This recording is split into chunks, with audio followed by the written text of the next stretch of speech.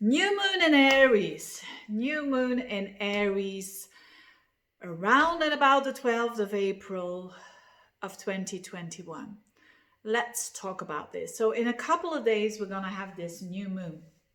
I think it's one of the most important new moons of the year. That's why I'm making a little video about it. And I'm going very shortly towards the 12 signs, but most important, it's to get this what this is all about.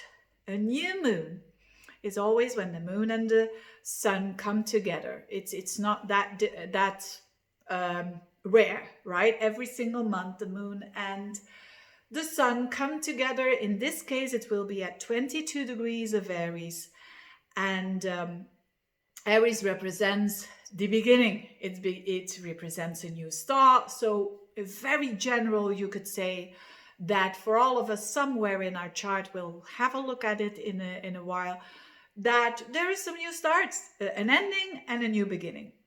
An ending and a new beginning. Very all good and well. Now, together around that 22 degrees of Aries, the sun and the moon there's also Venus there at 26 degrees. So that shows us this has also to do with love. It has to do with value, with love, with money, with beauty. These things are also going to be in the spotlight there. And another thing to look at is, okay, this is a fresh new beginning. What is Aries all about? It's masculine energy in its rawest, most raw form, so to speak. It's go-getter mentality. It's starting something because you feel like it on a very visceral level. It's very instinctive energy. It's go, go, go. And it's a bit impulsive even. A bit selfish, individualistic. It doesn't look back. It doesn't take into account other people. It just goes. It's courageous. And it doesn't mean to say that it's not fearful, that it doesn't mean any fear. On the contrary, even when Aries energy is fantastic, like when you want to go through something that you're a bit fearful of, it's gonna do it anyway, because the desire to go after it, the passion to go after it is bigger, and it overcomes it. It does things from the heart. It's fire, it's spirit. So all good and well. And we can have a look at this new moon in the aspects if we kind of see, oh, it's going to be easy peasy, or it's going to be a gentle new moon. What about this one? Now it starts all beautiful because the ruler of this new moon is Mars, and it's in Gemini, sextiling the new moon and even Venus, so slightly sextiling Venus as well. So this is very nice energy. So we're going to be feeling very energetically, very passionate. Also Jupiter sextiles from Aquarius to this energy. Also a lot of positive hope and whatnot, expansive, blah, blah, blah. So you could say, wow. And it is also wow. But there is a huge but here that we cannot deny. It's not a negative one, but it's certainly a challenging one. And it's Pluto. It's Pluto. I mean, it's Sun squaring Pluto, Moon squaring Pluto, Venus squaring Pluto. Wow. What a Pluto team we have here. And the biggest, you could say, not literally, but the most toughest planet to deal with is Pluto in astrology. And it's the furthest planet away. It needs the most consciousness to be applying it in the most positive way.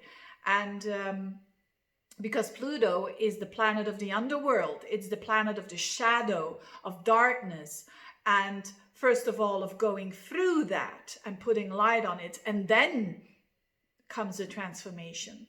So all of us at some area of our life are also going to feel that. Not only this fresh start and new beginning and whatnot, but it's going through, or it is like going together hand in hand with, first of all, maybe a little bit of a crisis there, or certainly something that needs to come to light. And the more, therefore, the more we are conscious, the better. I mean, people who've got strong Plutos in their natal chart, they will know. They know that maybe when you have Sun with Pluto or Venus with Pluto or the Moon with Pluto, that you cannot run away from your own shadow. You have to deal with it. You know, these people, when they were born with it, they have to deal with it. I have Sun conjunct Pluto on my midheaven. I mean, I cannot run away from my own shadow. I have to put light on it, look at it in the face. And then it's transforming. Absolutely, it changes your life. And it gives you a tremendous amount of strength and a tremendous amount of power. But you have to be, first and foremost, be so the opposite, which is vulnerable, that it's scary. It really is. So we have free will. Don't be scared when you watch this video now, because you have free will. You could say, I'll skip the new moon. No transformation for me, and that's fine. But the ones amongst you who are courageous enough and who are willing to transform and who are willing to stand on that edge and to really get out of their comfort zone, to welcome the new, well, this is your time. It really, really is. So, but it's the one, Pluto is the planet of extreme strength, but extreme vulnerability. So we're going to feel this vulnerability. And no one likes that. I can't mention one person that I know that loves to be vulnerable. I mean, well, maybe they are, but I don't know. Anyways, so where Pluto is in your horoscope, you're going to feel those vulnerabilities. And how to deal with that? Well, with Pluto, the best to do is to, it depends on your character. So there's two types of characters here.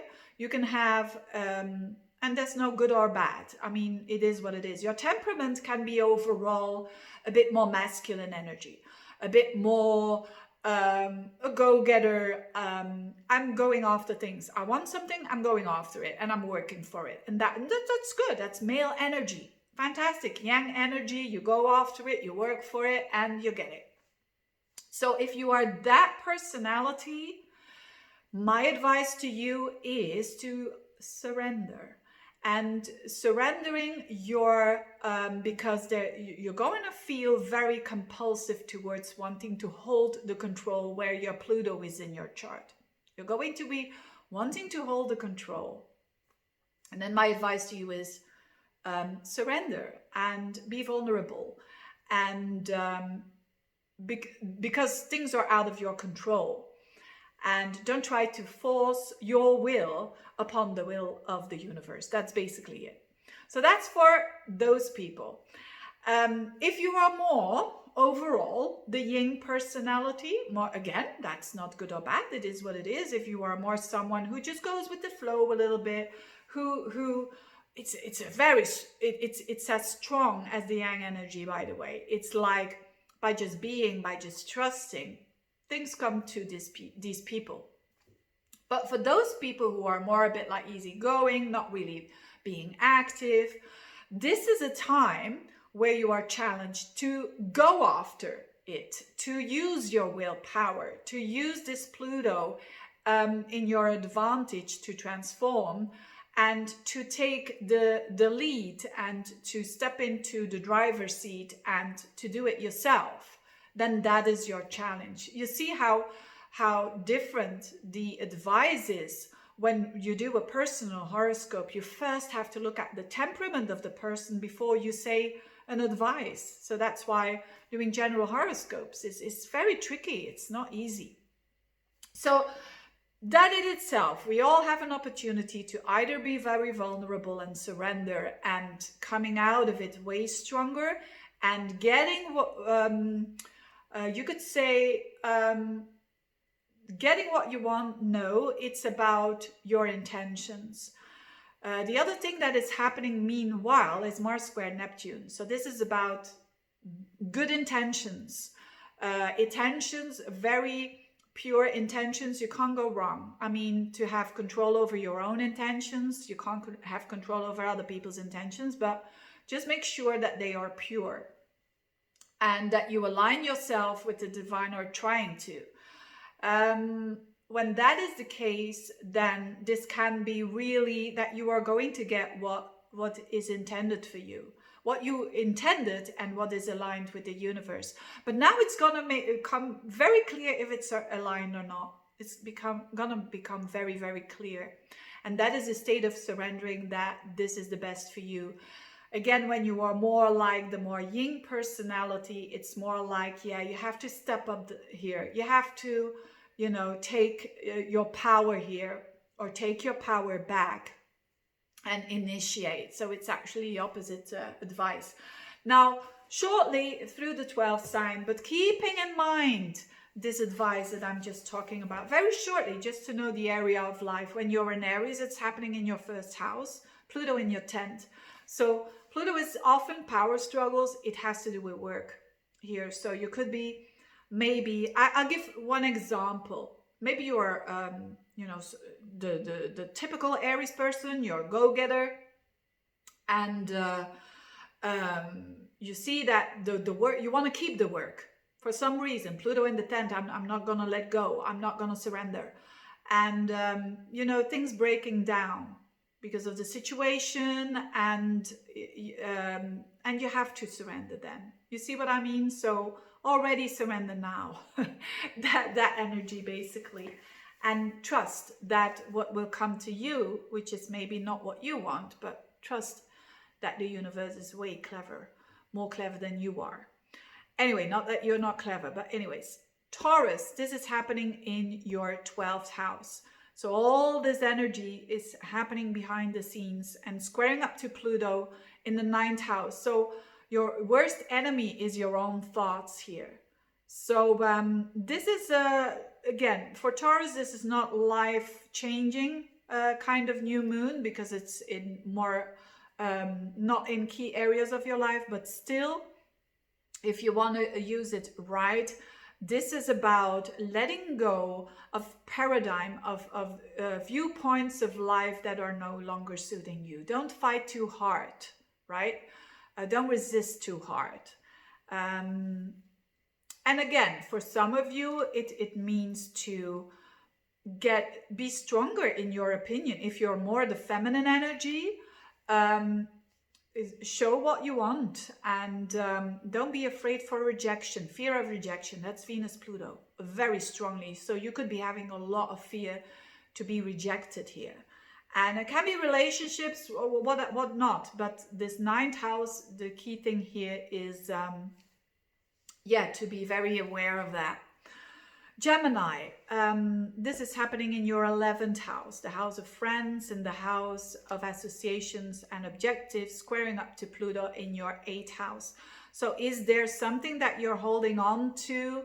Pluto in the 8th house, your own shadow, or the value of other people that are too important for you. Friends maybe that are too important, what they think, and you're a bit in the people pleaser syndrome there.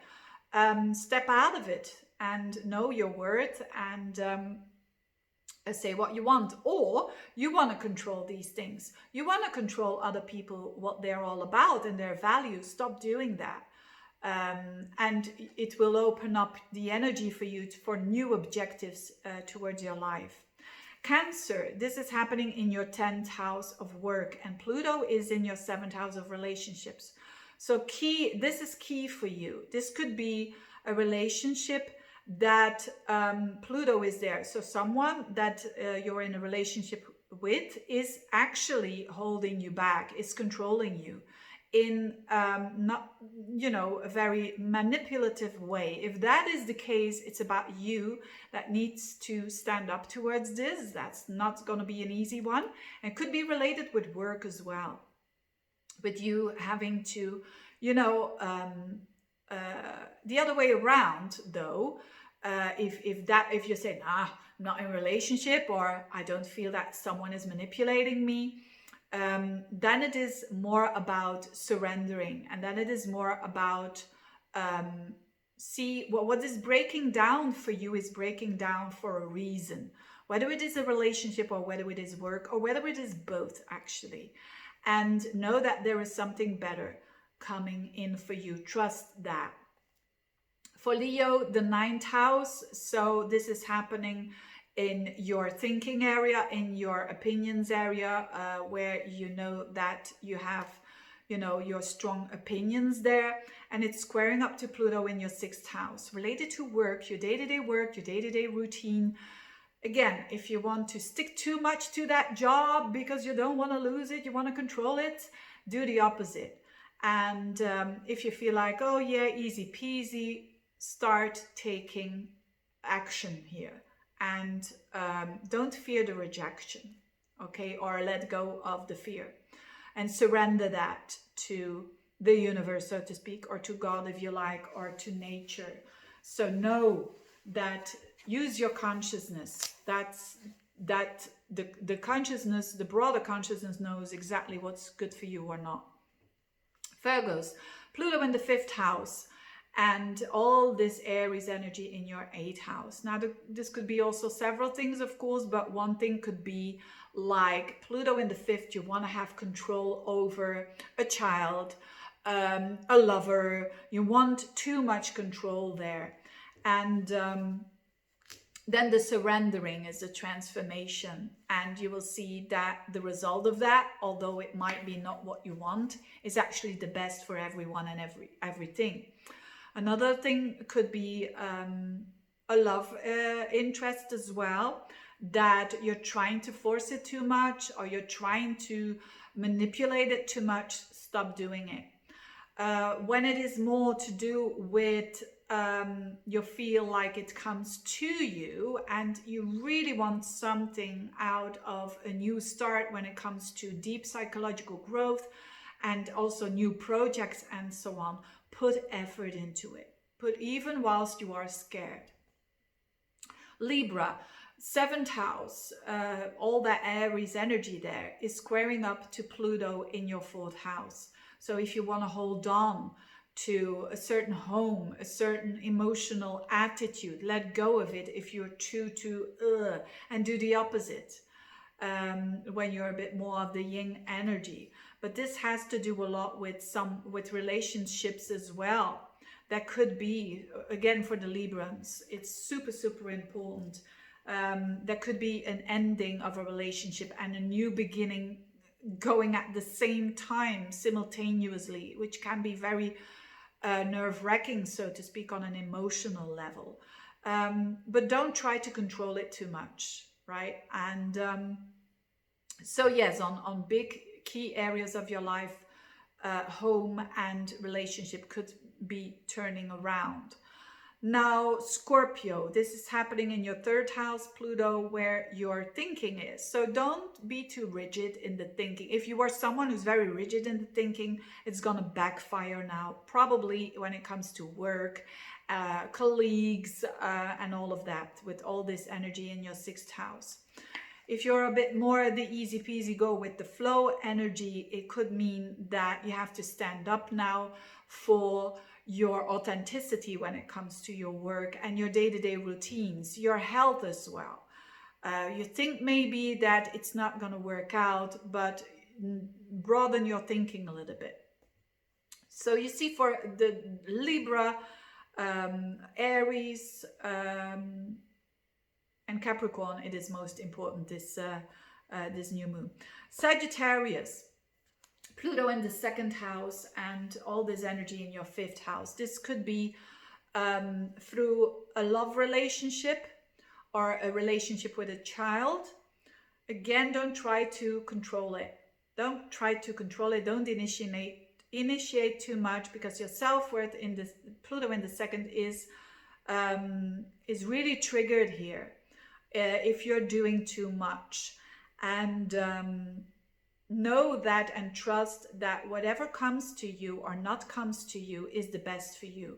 So when a child is doing something that you don't want, you know, of course, I have to be very careful what I'm saying here. You know, if they're under 18 or under 16, let's say, of course, you have to be a careful parent and whatnot, and direct them in a certain way and guide them. But once they are adults, those children, It's really a sign here of not wanting to control it all, and this can be really, really tough and difficult.